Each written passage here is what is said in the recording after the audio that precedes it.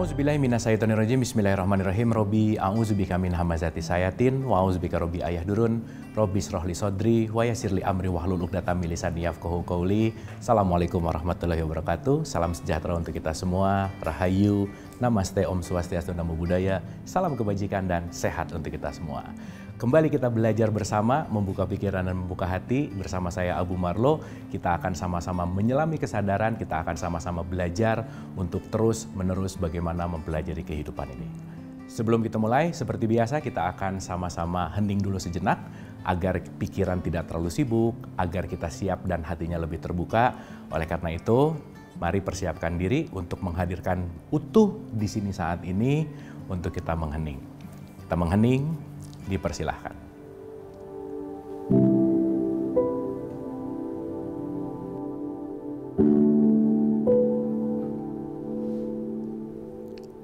Selesai, terima kasih.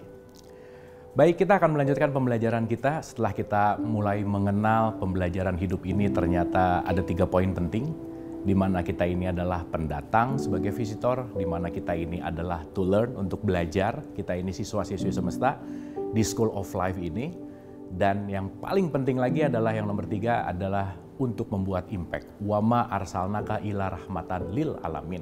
Kita adalah bagaimana membuat suatu impact, kebaikan, kebermanfaatan, karena pada akhirnya nilai dari apa yang kita lakukan dalam hidup bukan apa yang kita miliki, bukan apa yang kita gapai, kita capai, kita raih, tetapi kebermanfaatannya. Outcome-nya adalah, impact-nya adalah kebermanfaatan itu sendiri.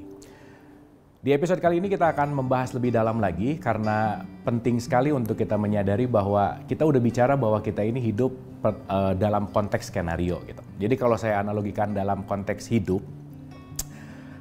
katakanlah kita ini adalah produk gitu. Katakanlah begitu. Kalau kita ini adalah produk, sang pembuat produk pasti membuat manual book-nya. Kalau ada pertanyaan sederhana nih buat kita semua. Kalau berbicara masalah teknologi, apa sih yang paling pop up pertama di dalam pikiran kita? Katakanlah teknologi yang tercanggih, high end gitu kira-kira, canggih secanggih-canggihnya. Tetapi sadarkah kita, teknologi tercanggih yang sangat luar biasa, esensial, luar biasa, gimana ya, mengatakannya ini adalah super canggih, itu ternyata setiap hari kita berinteraksi dengan teknologi itu. Apa itu? Tubuh kita, diri kita.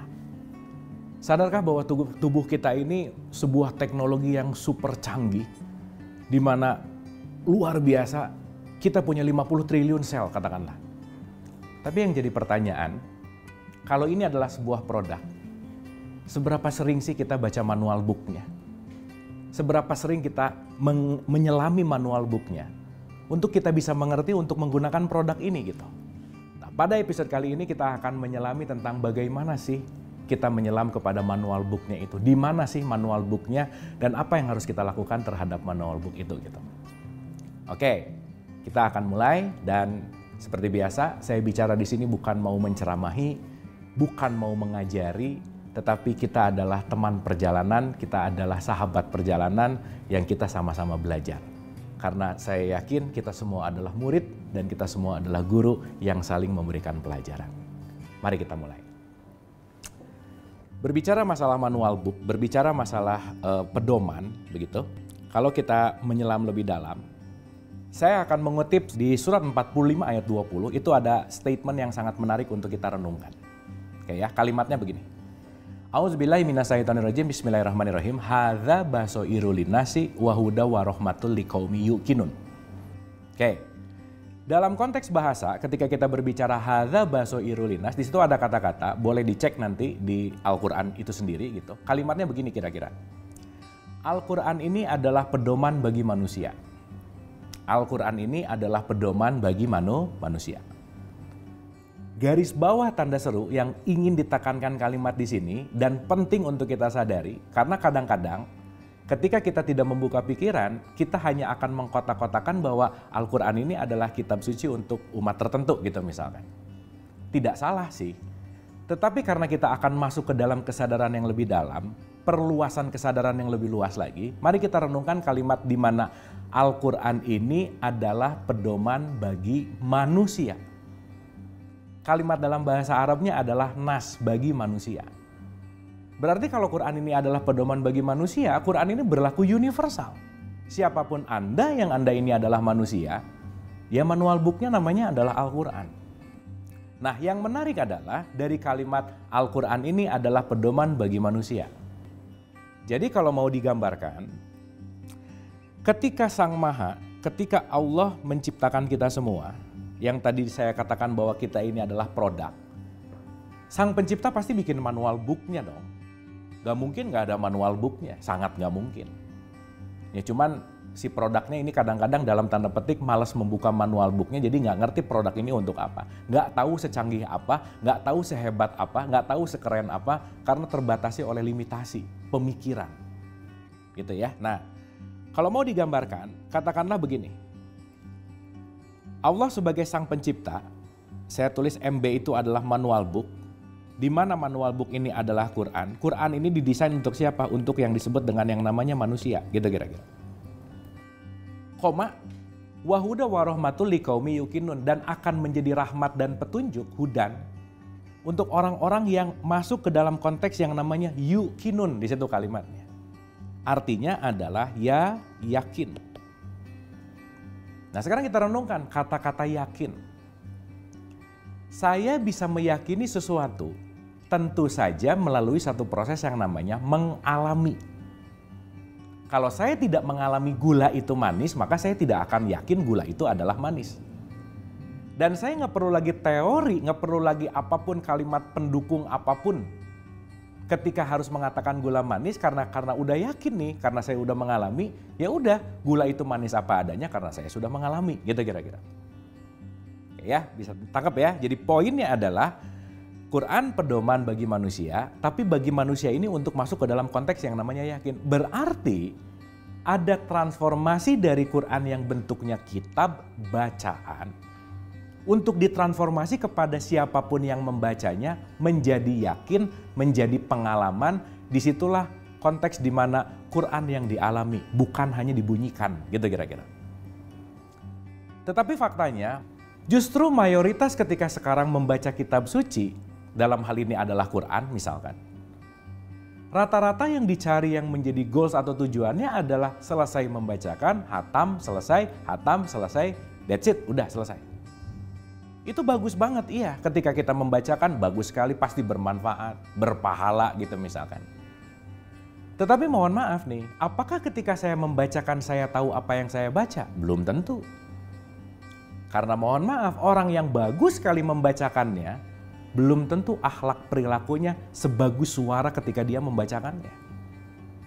Maka membunyikan itu ternyata tidak cukup.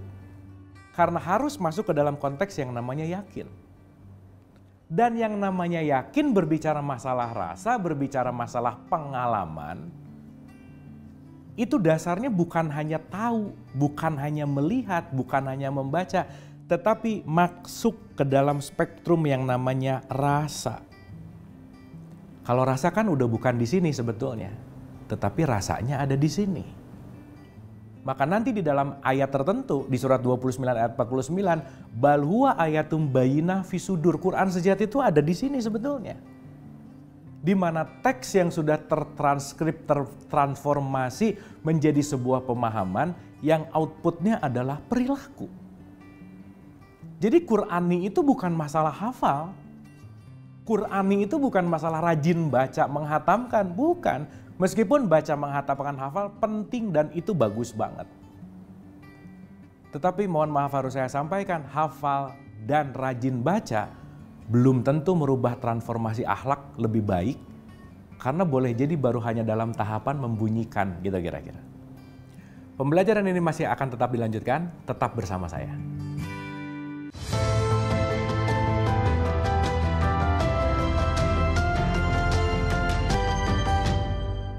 Masih bersama saya Bu Marlo, mari kita lanjutkan pembelajaran ini. Kita akan mempelajari, kalau kemarin kita udah bahas level A, bunyi menuju kepada kesadaran. Apa sih kiat-kiat untuk mentransformasikan dari bunyi menuju kepada kesadaran? Itu poin pentingnya. Oke, saya kasih contoh dulu, analogi sederhana gitu. Misal, tadi dikatakan di surat 45 ayat 20 bahwa Quran itu didesain untuk manusia. Sekali lagi ya, ini garis bawah tanda seru penting sekali nih. Manusia. Jadi Quran itu universal banget. Maka semakin mengquran seseorang, semakin dia universal udah pasti. Agak aneh kalau semakin dia belajar Quran tetapi semakin terkotak-kotak gitu. Padahal Quran didesain untuk universal. Kita didesain untuk universal. Arsalnaka ila rahmatan lil alamin. Nah, artinya universal di sini masuk ke dalam konteks yang namanya yakin di sini masuk ke dalam yang namanya rasa. Berarti kan semakin orang belajar Quran, semakin hidup rasanya, semakin hidup perasaannya.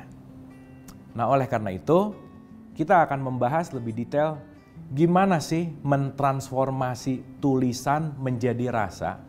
Langkah-langkah apa saja yang penting untuk kita sadari, itu poin pentingnya. Oke ya? Oke. So, kita akan masuk pelan-pelan, kita akan menyelam pelan-pelan, kita akan mulai dari kesadaran yang nomor 1.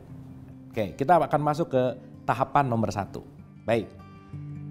Saya akan menggunakan lagi dan saya akan menyitir satu ayat di dalam Al-Quran. Konteksnya isinya di surat 29 ayat 45. Isinya kurang lebih begini. A'udzubillahi minasyaitonirrajim. Bismillahirrahmanirrahim. Utsluma uhiya ilaika minal kitab wa aqimisolah. Bacalah Quran. Utsluma itu disuruh membaca. Aqimisolah dan dirikanlah sholat. Dan saya rasa untuk tradisi Islam, sholat itu adalah ibadah yang sangat penting sekali. Di mana sholat itu disebut sebagai tiangnya agama gitu.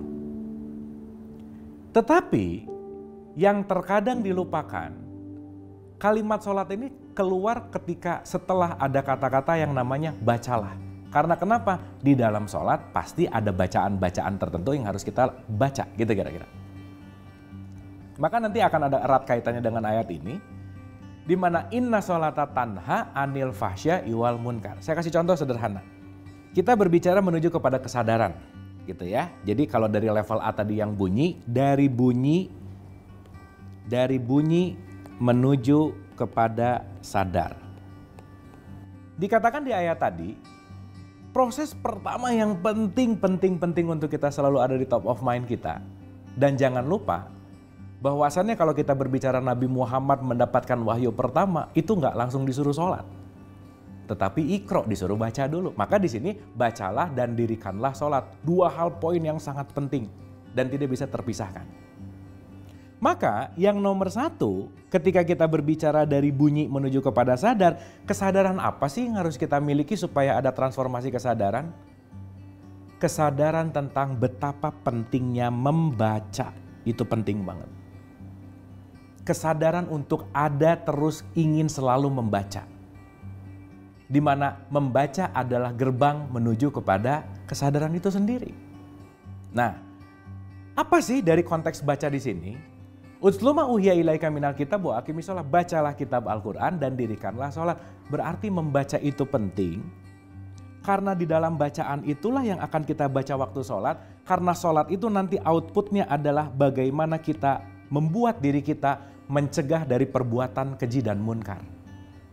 Jadi kalau saya boleh pakai persamaan matematik, baca plus sholat sama dengan kejinya menurun, munkarnya menurun.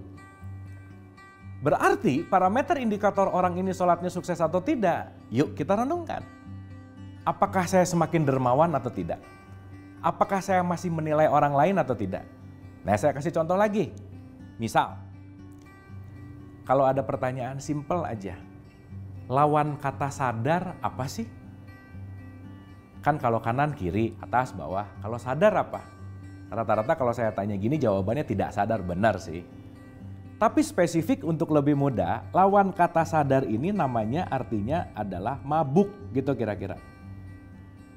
Berarti orang yang tidak sadar dia lagi dalam keadaan mabuk.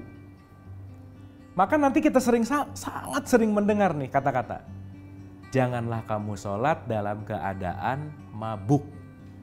Betul? Banyak hal dan banyak tafsir dari sini. Tapi mari kita renungkan secara sederhana aja. Kalau saya sebelum sholat zuhur misalkan, ngejelekin orang, ngomongin orang, Setelah selesai zuhur saya tetap ngejelekin orang dan ngomongin orang kejelekan dan seterusnya dan menghina. Berarti zuhur saya tidak membuat saya semakin sadar. Berarti saya lagi dalam keadaan mabuk. Sholat saya tuh mabuk banget. Kenapa? Tidak merubah perilaku saya untuk menjadi lebih baik. Kenapa saya bisa mabuk? Karena jangan-jangan saya tidak mengerti apa yang saya baca. Maka nomor satu yang paling terpenting dalam transformasi dari bunyi ke sadar ini adalah bagaimana kita punya kesadaran untuk terus-menerus mau membaca dan belajar. Yuk kita sisihkan waktu apapun, dalam kondisi apapun untuk membaca. Karena kenapa? Manual book ini penting banget untuk kita baca gitu. Karena ini produk yang penting sesuai dengan manual booknya dan udah dikasih. Pembelajaran ini masih akan tetap dilanjutkan, tetap bersama saya.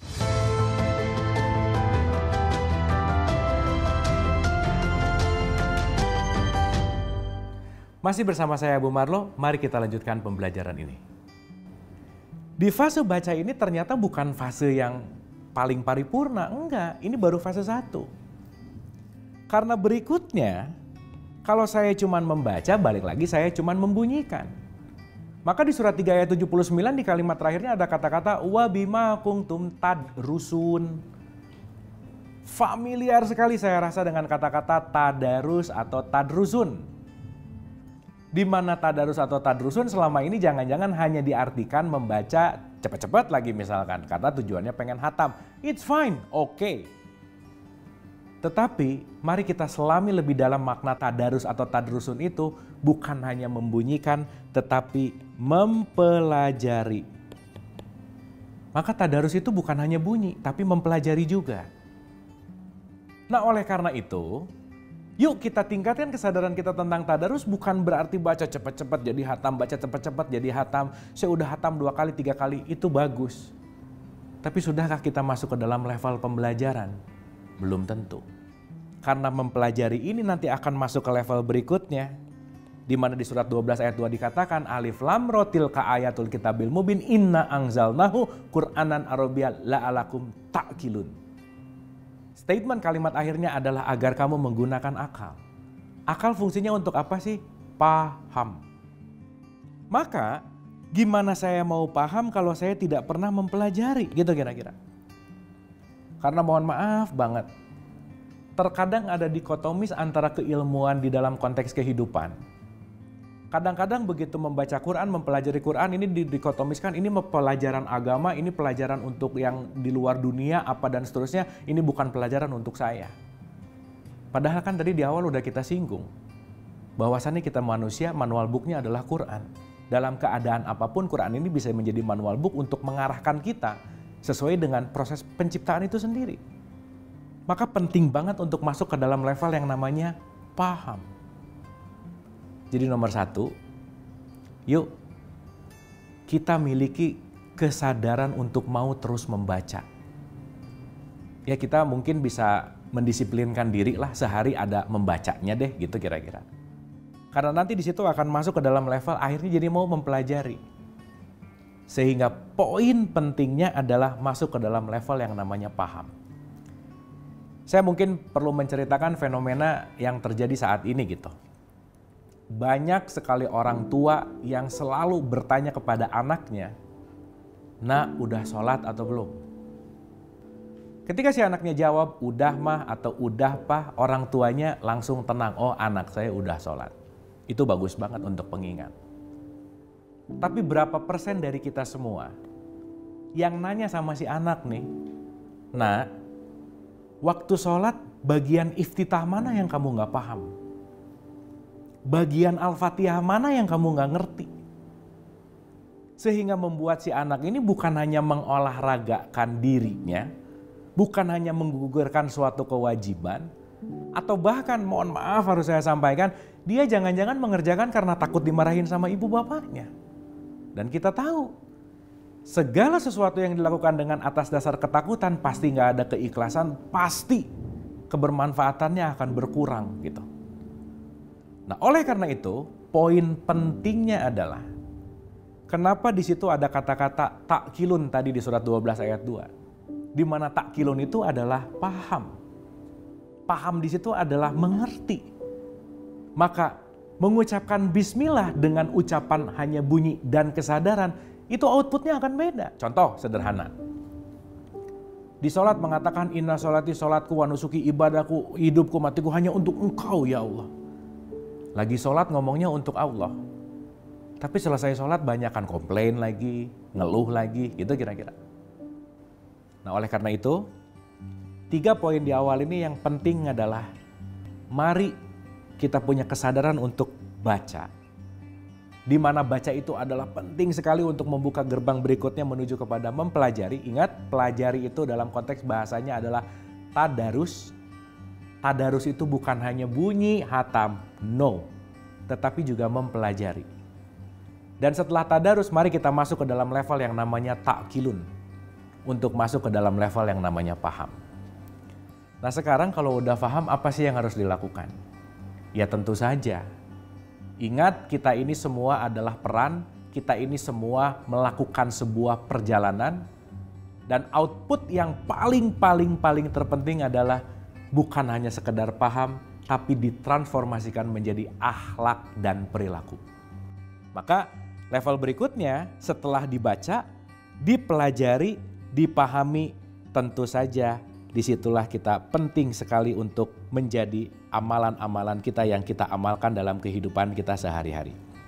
Saya mau mengambil lagi satu ayat di dalam Al-Quran, ini penting untuk kita renungkan, ini penting untuk kita sadari begitu. Kalimat ini sangat buat saya tuh sangat menghentak lah dalam tanda petik.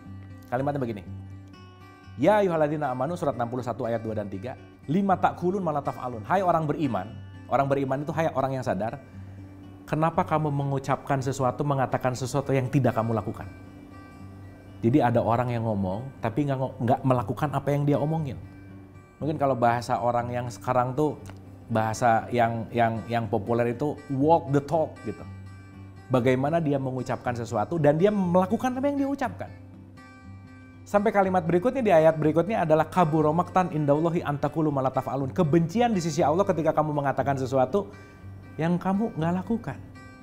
Maka mulailah dari yang namanya adalah baca. Masuk ke dalam level yaitu tadarus tadi, pelajari. Masuk ke level yang nomor 3 yaitu adalah paham. Dan yang level 4 ini poin yang paling penting adalah bagaimana kita selalu menjadi perilaku dan akhlak. Agar tidak hanya dibunyikan tetapi menjadi perilaku dan akhlak. Dan pada akhirnya mari kita selalu mensiarkan dengan perilaku-perilaku kita yang baik. Oleh karena itu mudah-mudahan kesadaran kita terhadap manual book ini tidak hanya dibunyikan terus, tidak hanya dihatamkan terus, tapi mulai rumusnya gampang 5M aja diingat-ingat. Membaca, mempelajari, memahami, mengamalkan, dan mensiarkan. Yuk selalu baca manual book untuk mengenal diri supaya kita bisa mengalir dalam kehidupan ini lebih baik lagi. Terima kasih, mohon maaf lahir dan batin. Wabillahi taufiq wal hidayah. Assalamualaikum warahmatullahi wabarakatuh.